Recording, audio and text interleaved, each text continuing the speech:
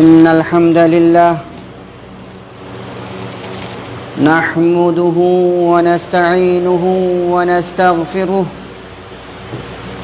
ونعوذ بالله من شرور أنفسنا ومن سيئات أعمالنا من يهده الله فلا مضل له ومن يضلل فلا هادي له وأشهد أن لا إله إلا الله وحده لا شريك له وأشهد أن محمدًا عبده ورسوله أرسله بالحق بشيرا ونذيرا أما بعد فإن خير الحديث كتاب الله وخير الهدي هدي محمد صلى الله عليه وسلم وشر الأمور محدثاتها وكل محدثة بدعة وكل بدعة ضلالة وكل ضلالة في النار. أعوذ بالله من الشيطان الرجيم. يا أيها الذين آمنوا اتقوا الله حق تقاته ولا تموتن إلا وأنتم مسلمون. رب اشرح لي صدري ويسر لي أمري واحلل عقدة من لساني يفقهوا قولي.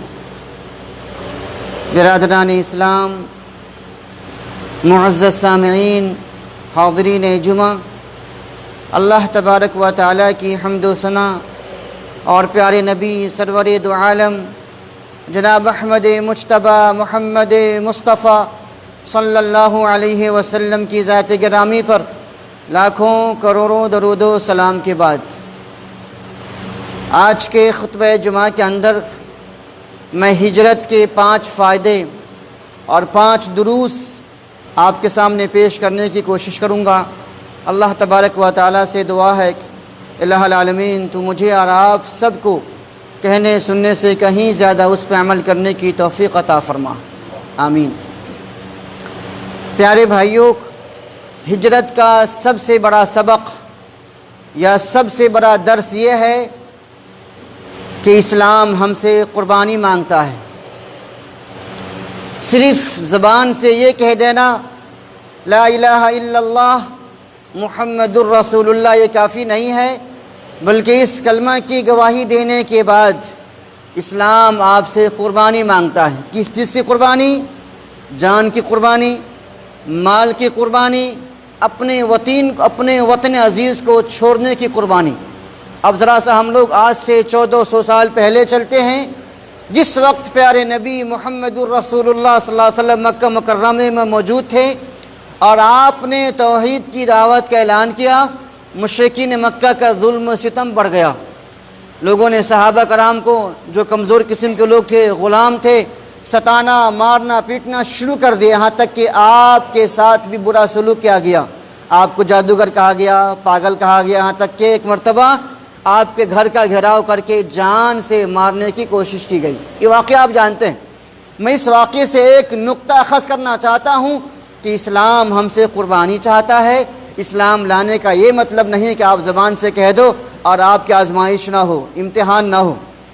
حدیث میں آتا ہے کہ جب نبی کریم صلی اللہ علیہ وسلم مکہ سے جا رہے تھے تو آپ بار بار مکہ کی طرف مڑ کے دیکھ رہے تھے اور کہہ رہے تھے اے مکہ، قسم اللہ کی، اس روئے زمین پہ اللہ تبارک و تعالیٰ کی سب سے محبوب ترین سرزمین تو ہے، یعنی مکہ ہے. اگر مکہ والے مجھے نہیں نکالتے تو میں یہاں سے ہرگز نہیں جاتا، ہرگز نہیں نکلتا. اس سے سمجھ میں آتا ہے کہ انسان جہاں پہ پیدا ہوتا ہے، جہاں پہ پلتا ہے، بڑھتا ہے، اس جگہ کی محبت یہ فطری محبت ہے. لیکن ہمیں اپنی فطری محبت کو، وطن عزیز کی بھی محبت کو اسلام کے نام پہ قربان کرنے کا نام ہجرت ہے. یہ پہلا فائدہ. دوسرا فائدہ، ہجرت ہمیں اللہ تبارک و تعالیٰ پہ توکل کرنا، بھروسہ کرنا سکھلاتا ہے.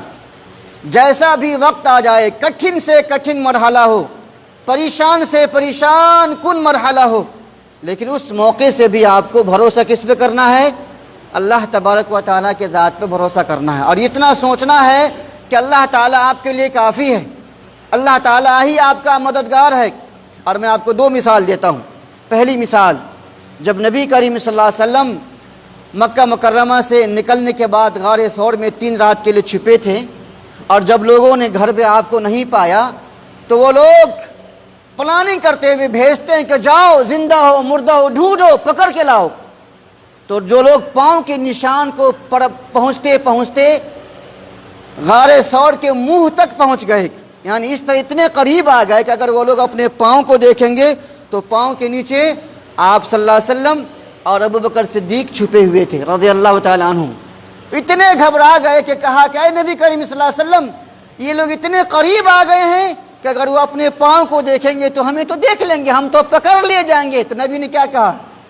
ہرگز نہیں، ما ظنک باثنین اللہ ثالثہما، اے ابو بکر تمہارا اس 2 آدمی کے بارے میں کیا خیال جس کا تیسرا اللہ کی ذات ہے؟ وہ ہمیں نہیں پکڑ سکتے، وہ ہمیں نہیں دیکھ سکتے، وہ ہمیں کچھ بھی نہیں کر سکتے۔ تو دیکھو وہ پاؤں کے نشان کو پکڑتے پکڑتے، اس کا تعاقب کرتے کرتے غار ثور کے منہ تک آ جاتے ہیں، لیکن اس کے اندر نہیں جاتا۔ اگر وہ اس کے اندر گھستے تو نبی کو پکڑ لیتے وہ لوگ، لیکن اندر نہیں گھسے۔ کیوں؟ اللہ تعالیٰ نے اس کی نگاہ چھین لیا، اس کی عقل کو غائب کر دیا کہ اندر بھی کوئی جا سکتا ہے، اس کی دماغ میں بات نہیں آئی۔ تو انسان کو ہر مشکل سے مشکل مرحلہ پہ اللہ پہ توکل کرنا ہے، وہی آپ کا مختار کل ہے، وہی آپ کا مشکل کشا ہے، وہی آپ کو نجات دینے والا ہے۔ دوسری مثال بھی لے لو، موسیٰ علیہ السلام اور فرعون کا واقعہ آپ جانتے ہیں۔ جب فرعون نے موسیٰ علیہ السلام کو پکڑ لیا اور فرعون کا لشکر موسیٰ علیہ السلام کے سامنے آ پہنچا، اب سامنے فرعون ہے اور پیچھے سمندر ہے، آپ کہیں بھاگ نہیں سکتے۔ لوگوں نے کہا کہ اے موسیٰ اب تو ہم پکڑ لیے گئے۔ تو موسیٰ نے کہا کلا، ہرگز نہیں، ان معی ربی سیہدین، میرے ساتھ میرا رب ہے، وہ مجھے ہدایت کرے گا، میری رہنمائی فرمائے گا۔ تو اللہ تعالیٰ وہی فرماتا ہے، اے موسیٰ آپ کے ہاتھ میں جو لاٹھی ہے اسے سمندر پہ ماریے، راستہ بن جائے گا، آپ نکل جانا۔ دیکھو مشکل مرحلہ ہے، سامنے فوج ہے، پیچھے سمندر ہے، توکل کس پہ ہے؟ اللہ تعالیٰ پہ۔ تو یہ ہمیں سبق ملتا ہے کہ مشکل سے مشکل مرحلہ پہ اللہ تبارک و تعالیٰ پہ توکل کرنا ہے۔ تیسرا فائدہ، تیسرا درس کیا ہے کہ دنیا کی طاقت جتنی بڑی ہو جائے، ظالم جتنا بڑا ظالم بن جائے، جب تک اللہ کی مرضی نہیں ہوگی وہ آپ کا ایک بال بیکا نہیں کر سکتے۔ میں آپ کو مثال دیتا ہوں، نبی صلی اللہ علیہ وسلم کی مثال لے لیجئے۔ آپ ذرا سوچئے کہ نبی صلی اللہ علیہ وسلم گھر کے اندر میں ہیں اور مکہ کے سارے نوجوان اپنے اپنے ہاتھ میں تلوار لے کر کے نبی کریم صلی اللہ علیہ وسلم کے گھر کا گھیراؤ کیے ہوئے ہیں، اور مقصد کیا ہے کہ جیسی نبی گھر سے باہر نکلیں گے ہم لوگ ایک ہی مرتبہ وار کریں گے اور نبی کا کام تمام کر دیں گے، نعوذ باللہ، نہ رہے گی بانس نہ بجے گی بانسری۔ نبی صلی اللہ علیہ وسلم ان لوگوں کے سامنے سے گزر جاتے ہیں، کیا وہ آپ کو دیکھ پاتے ہیں؟ جواب نہیں۔ ہاں، کیوں؟ اللہ تعالیٰ نے ان سب کی نگاہوں کو چھین لیا۔ یہ نگاہ دیکھتی ہے کس کے حکم سے؟ اللہ کے حکم سے۔ وہی نگاہ نہیں دیکھتی ہے اللہ تعالیٰ کے حکم سے۔ جب سمندر میں راستہ بن سکتا ہے، بتاؤ، سمندر جہاں پہ تصور نہیں کر سکتا انسان کہ پانی میں 12 راستہ بن جائے گا، تو وہی اللہ تعالیٰ نگاہوں کو بھی چھین لیتا ہے، اور نبی ان کے سامنے سے گزر گئے، انہیں بھنک بھی نہیں ہوا، اسے احساس بھی نہیں ہوا۔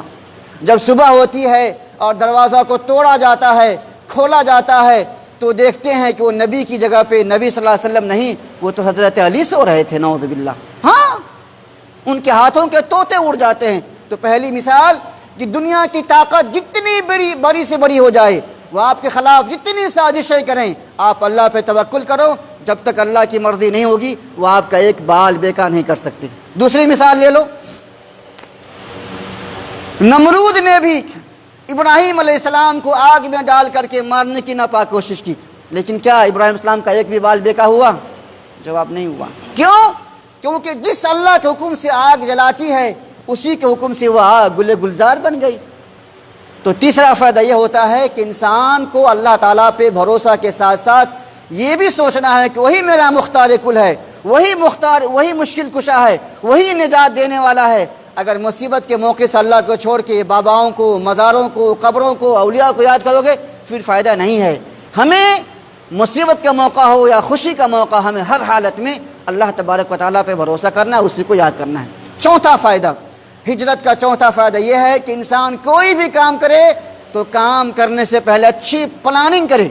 اگر آپ کی پلاننگ زبردست ہے انشاءاللہ تو آپ کامیاب ہوں گے۔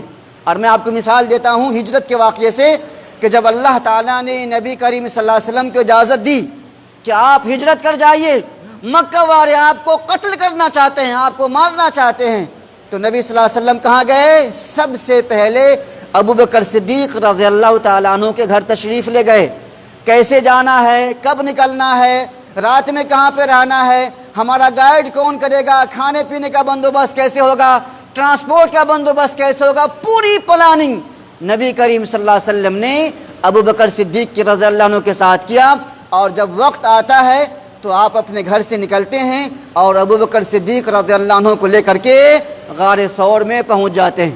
اب سوچئے، ایک پلاننگ یہ۔ دوسری مثال، آپ حضرت علی رضی اللہ عنہ سے کہتے ہیں کہ آج رات تم میرے بستر پہ میرا چادر اوڑھ کر سو جاؤ گے، تاکہ جب مکے والے جھانک جھانک کر میرے روم میں دیکھیں گے تو ان کو لگے گا کہ میں سو رہا ہوں جبکہ وہ تم ہوگے، اور جب تک میں مکہ سے نکل کے باہر چلا جاؤں گا۔ دیکھو یہ بھی پلاننگ ہے، ایک اسکیم ہے، ایک اسکیجول ہے۔ ہمیں اس طرح سے پلاننگ کرنی، یہی نہیں بلکہ ابو بکر صدیق رضی اللہ عنہ کا بیٹا محمد یہ دن بھر مکہ والوں میں رہتا اور پوری خبروں کو جمع کرتا، اور جیسی شام ہوتی یہ چپکے سے اپنے ابو کے پاس پہنچ، کیونکہ ان کو پتا تھا کہ ابو کہاں پر ہیں۔ فون کا زمانہ نہیں تھا، پہلے سے پوری سیٹنگ تھی دوستو۔ یہ چپکے سے شام میں اپنے ابو کے پاس پہنچ جاتا اور مکہ کی ساری باتیں آپ دونوں کو خبر دیتا۔ اور دیکھ لو ابو بکر صدیق رضی اللہ عنہ کا بکری کا چرواہا عامر بن فہیرہ، ان کے ساتھ میں سیٹنگ کیا تھا کہ جب میرا بیٹا محمد میرے پاس میں آئے گا تو کچھ دیر کے بعد تم بکری لے کر کے میرے پاس میں آ جانا، تاکہ بکریوں کے کھر کے نشان سے ان کے پاؤں کے نشان بھی مٹ جائیں گے اور ہم لوگوں کو بھوک بھی مٹ جائے گی۔ تو وہ بکریاں لے کے شام میں جاتا تھا اسی راستے سے، اور بکریاں دودھ کر کے نبی کریم صلی اللہ علیہ وسلم کو اور ابو بکر صدیق رضی اللہ عنہ کو دودھ پلایا کرتا تھا۔ اس سے آپ کے کھانے پینے کا بندوبست ہو گیا۔ جی ہاں، اور عبداللہ بن اریقط جو اس زمانے میں اسلام پر نہیں تھے، مسلمان نہیں تھے، غیر مسلم تھے، کافر تھے، ان سے ان کی بات ہو گئی تھی کہ آپ کو مکہ سے مجھے مدینہ لے کے جانا ہے، کیونکہ وہ راستے کے بڑے ماہر تھے، شور راستے ان کو پتا تھا کہ ایسے راستے سے جانا ہے تاکہ مکہ والے مجھے نہ پکڑ سکیں۔ تو یہ ساری پلاننگ ہے۔ اس سے سمجھ میں آتا ہے کہ مسلمانوں کو چاہیے کہ زندگی کے سارے شعبے کے اندر، ساری چیزوں کے اندر میں اپنے پیارے نبی محمد الرسول اللہ صلی اللہ علیہ وسلم کی سنت کو فالو کریں، اس کو پہچاننے کی کوشش کریں اور اسی کے مطابق عمل کریں۔ اور آخری فائدہ یہ ہے دوستو، ہر مشکل کے بعد آسانی ہے، ان مع العسر یسرا، ہر پریشانی کے بعد آسانی ہے۔ دیکھو مکہ میں مسلمانوں کی زندگی جہنم تھی، اجیرن بن گئی تھی، سونا جینا دو بھر تھا، لیکن جب لوگ مکہ سے مدینہ آ گئے تو بالکل سکون مل گیا، سکون کا سانس پھرنے کا موقع ملا، سب لوگ آپس میں بھائی بھائی بن گئے، غلاموں پہ جو ظلم تھا وہاں پہ آسانی ہو گئی، عورتوں پہ ظلم تھا وہاں پہ آسانی ہو گئی، اور اسلام کو پھلنے کا موقع ملا۔ خلاصہ کلام یہ دوستو، یہ ہجری سال کا پہلا مہینہ ہے، اس لیے میں نے ہجرت کے مناسبت سے ہجرت کے 5 دروس آپ کے سامنے پیش کیے ہیں۔ اللہ تبارک و تعالیٰ سے دعا ہے الہ العالمین تو مجھے اور آپ سب کو کہنے سننے سے کہیں زیادہ اس پہ عمل کرنے کی توفیق عطا فرمائے، آمین۔ اقول قولی ھذا واستغفر اللہ لی ولکم ولسائر المسلمین فاستغفروہ انہ ھو الغفور الرحیم۔